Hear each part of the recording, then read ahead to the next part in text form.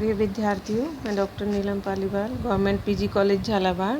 आप लोग सामाजिक तथ्य की अवधारणा विशेषता जानने के बाद आपने जाना कि दुर्खिम ने समाजशास्त्रीय पद्धति के अंतर्गत पहले अध्याय में सामाजिक तथ्य की अवधारणा और विशेषता बताई। आपको समझ में आ गया सामाजिक तथ्य क्या है, व्यक्तिगत चेतना से परे सामूहिक चेतना में जिनकी अभिव्यक्ति है। दूसरे में उन्होंने बताया कि सामाजिक तथ्यों का अवलोकन कैसे करें, वैज्ञानिक विधि से हम उसको कैसे उसका निरीक्षण करें। 2 नियम बताएं, सामाजिक तथ्यों को वस्तु मानो और सामाजिक तथ्यों के संबंध में पूर्व धारणाओं का निराकरण करो। तीसरे अध्याय में आपने जाना कि दुर्खिम ने सामाजिक तथ्यों के प्रकार बताए। 2 प्रकार बताए, सामान्य सामाजिक तथ्य और व्याधिकीय सामाजिक तथ्य। सामान्य सामाजिक तथ्य वे हैं जो समाज के स्वीकृत प्रतिमानों के अनुरूप हैं, स्वस्थ समाज का निर्माण करते हैं, समाज में संतुलन बनाए रखते हैं और लोग इनकी पालना आवश्यक रूप से करते हैं और समाज में संतुलन बनाने के लिए, समाज की व्यवस्था बनाने के लिए ये कार्य करते हैं।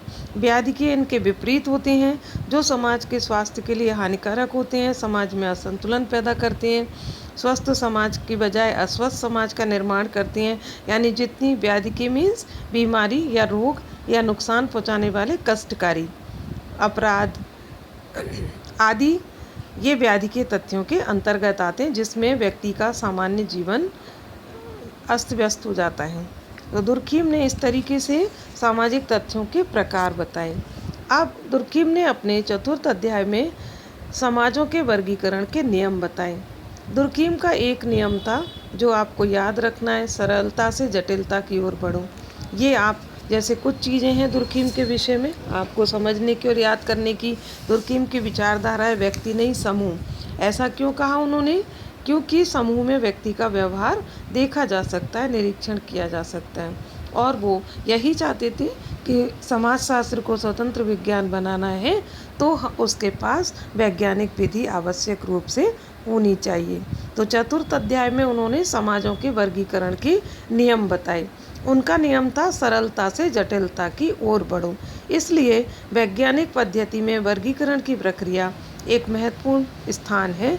इसलिए उन्होंने वैज्ञानिक विधि के आधार पर वर्गीकरण की प्रक्रिया को अपनाया।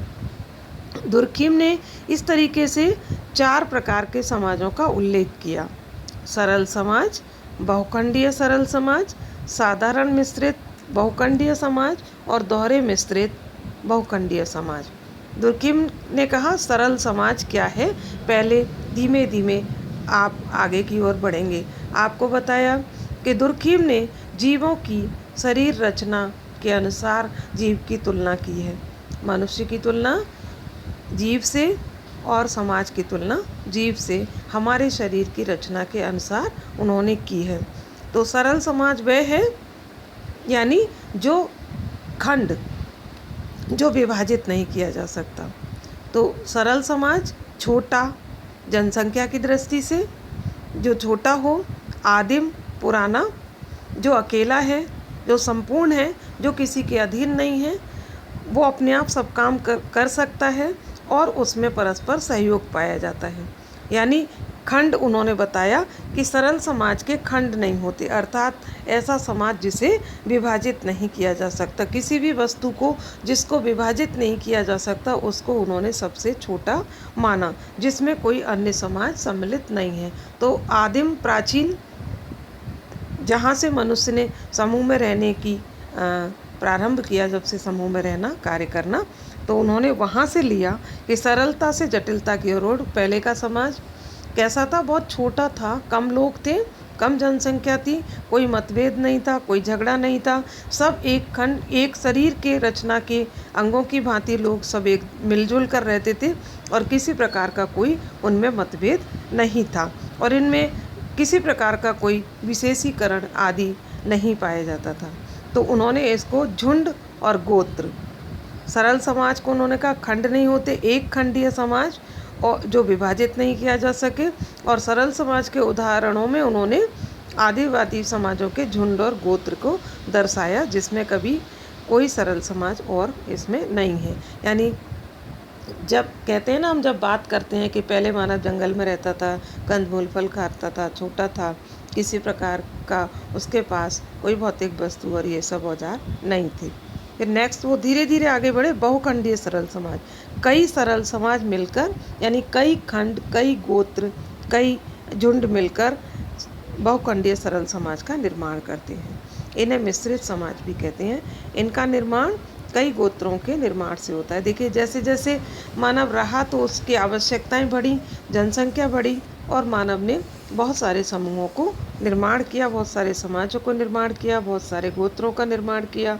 तो ये बहुखंडीय सरल समाज कहे जाते हैं। इस तरीके के समाज में बहुत सारे समाज, सरल समाज, बहुत सारे खंड, बहुत सारे गोत्र, बहुत सारे झुंड शामिल हो जाते हैं।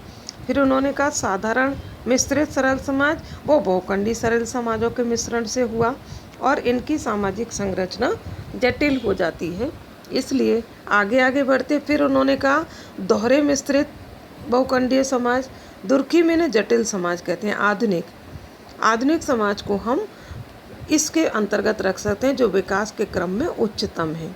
इसका निर्माण इन सबके सहयोग से हुआ। बहुत सारे वर्गीकरण और भी हो सकते हैं। देखिए जैसे हम कहते हैं पहले मनुष्य ने तीर कमान, पहले मनुष्य पशुपालक था, पहले मनुष्य जंगल में रहता था, फिर पशुपालक बना, फिर शिकार खेला, फिर ऐसे ऐसे जो क्रम फिर कृषि के क्षेत्र पे आया और फिर व्यवसाय और उद्योग आदि की तरफ बढ़ा। तो इस तरीके से दुर्खिम ने समाजों के वर्गीकरण के नियम बताए। अब दुर्खिम ने अपने 5वें अध्याय में सामाजिक तथ्यों की व्याख्या की।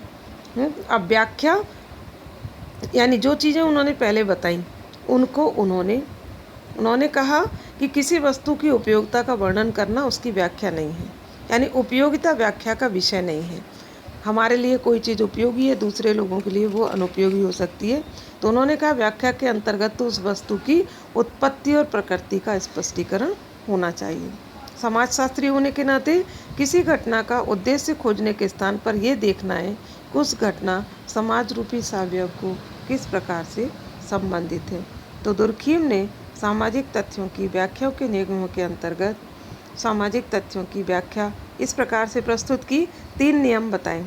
सामाजिक तथ्य के निर्धारक कारण की खोज उसके पूर्ववर्ती सामाजिक तथ्यों में की जानी चाहिए, व्यक्तिगत चेतना की अवस्था में नहीं। यानी उन्होंने कहा कि आज यदि व्यक्ति उसका विरोध कर रहा है तो हमें वो नहीं देखना है कि ये किस प्रकार से अब तक चल रहे थे, इसके वास्तविक कारण क्या है, उनको खोजना है। व्यक्ति के विरोध से हमें इसकी उपयोगिता और अनुपयोगिता साबित नहीं करनी है। दूसरा उन्होंने कहा सामाजिक तथ्य के प्रकार की खोज किसी सामाजिक उद्देश्य के साथ उसके संबंध में की जानी चाहिए। और तीसरा उन्होंने कहा समस्त सामाजिक प्रक्रियाओं की प्रथम उत्पत्ति की खोज सामाजिक समूह की आंतरिक रचना में की जानी चाहिए। आंतरिक रचना जैसे अभी आपने जाना कि सरल समाज है तो स्वाभाविक है वहाँ पर कार्य करने के तरीके अलग होंगे, वहाँ का व्यवसाय अलग होगा, वहाँ का कार्य, वहाँ की जीवन शैली, खान पान सब कुछ अलग होगा। और जैसे जैसे हम आगे बढ़े हमारे पास विकास तकनीकी क्रम आता जाता है तो हमारी आवश्यकता, हमारे कार्य करने के तरीके बदल जाते हैं। तो इस तरीके से दुर्खिम ने अपने सभी अध्यायों के आधार पर आपको वही जो इस शुरुआत में आपने जाना कि हमें क्या बोलना है, दुर्खिम ने समाजशास्त्र को क्या दिया, समाजशास्त्र की स्वतंत्र अध्ययन पद्धति का निर्माण किया। दुर्खिम ने समाजशास्त्र को स्वतंत्र विज्ञान बनाकर स्वतंत्र अध्ययन पद्धति दी। और वो क्या दी, वस्तुनिष्ठ या वैश्विक हो, क्या दी, वैज्ञानिक समाजशास्त्रीय पद्धति।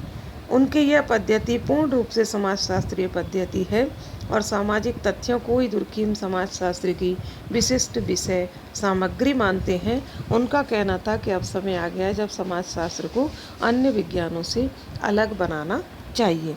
इस प्रकार से अब ये आपका एक चैप्टर पूरा हो गया। दुर्खिम वास्तविक में समाजशास्त्र को स्वतंत्र विज्ञान बनाना चाहते थे जिसमें वो सफल हुए। और अब आप इनकी नेक्स्ट चैप्टर कल पढ़ेंगे, श्रम विभाजन।